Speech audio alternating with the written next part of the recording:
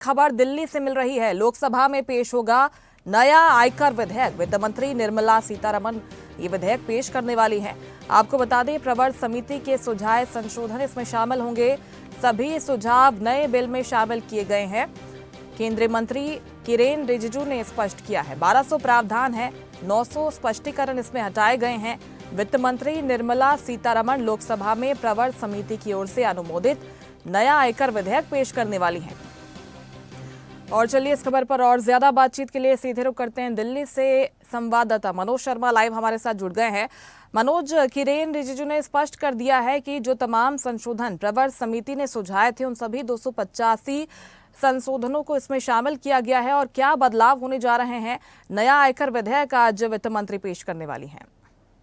सदन की पटल पर लाया गया था और इसकी अध्यक्षता बैजयंत पांडा जो थे, उनकी 31 जो लोगों की टीम थी, उन्होंने इसको अमल में लाया था। लगभग जो इसके जो प्रावधान थे वो लगभग 1200 प्रावधान इसमें थे, जिसको 900 का स्पष्टीकरण हटाया गया और उसके बाद इसको सदन की पटल पर लाया गया। बात अगर करें कि इसमें अच्छा क्या है, तो करदाताओं के हित के लिए कदम इसमें उठाए गए हैं और तमाम जो पहले करदाता कई चीजों पर सवाल खड़े करते थे उनको इसमें देखते हुए 2061 के तहत जो इसमें स्पष्टीकरण दिए गए थे उनको अमल में लाया गया है। और ये देखने वाली बात ये होगी कि जैसे कि मैं आपको बताऊं कि इसमें 47 से घटाकर 23 इसकी अध्याय जो है उनकी संख्या की गई है, यानी कि 47 से 23 है, इसको घटाया गया है। और इसके जो विधेयक के जो 2025 में 57 तालिकाएं थी जिनको मौजूदा अधिनियम के तहत 18 किया गया है। तो इस तरह के तमाम उल्लेख जो है इसमें आज देखने को मिलेंगे और वित्त मंत्री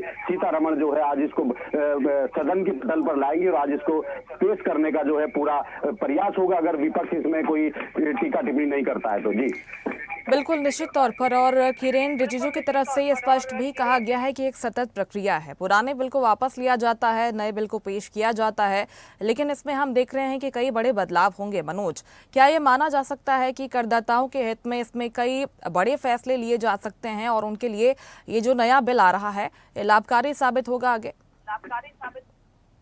जी बिल्कुल, जैसा कि मैंने बताया कि 1200 प्रावधान थे जिनको हटाकर 900 किया गया है और जो 47 इसमें अध्याय थे उनको 23 किया गया है। तो ये तमाम चीजें प्रावधान में संशोधन की थी और इनको संशोधित किया गया है। आयकर में तमाम जो चीजें थी उनके ऊपर ध्यान केंद्रित किया गया, पब्लिक की व्यूज लिए गए, सांसदों से बात की गई, लगातार इसमें बैठकें चल रही थी और उसके बाद आज इसको सदन के पटल पर लाया जाएगा। तो देखने वाली बात ही होगी आगे जो अधिनियम जो आयकर का बनता है वो कैसा लोगों के सामने पेश किया जाता है। जी बिल्कुल, निश्चित तौर पर, क्योंकि रिजिजू की तरफ से ये भी स्पष्ट किया गया है कि मेहनत बेकार नहीं जाएगी। प्रवर समिति ने जो तमाम संशोधन सुझाए थे उन सभी 285 संशोधनों को इसमें शामिल किया गया है। तो देखना होगा जब वित्त मंत्री निर्मला सीतारमण इस विधेयक को पेश करने वाली है तो उसको लेकर क्या स्पष्टीकरण सरकार की ओर से दिया जाता है। मनोज,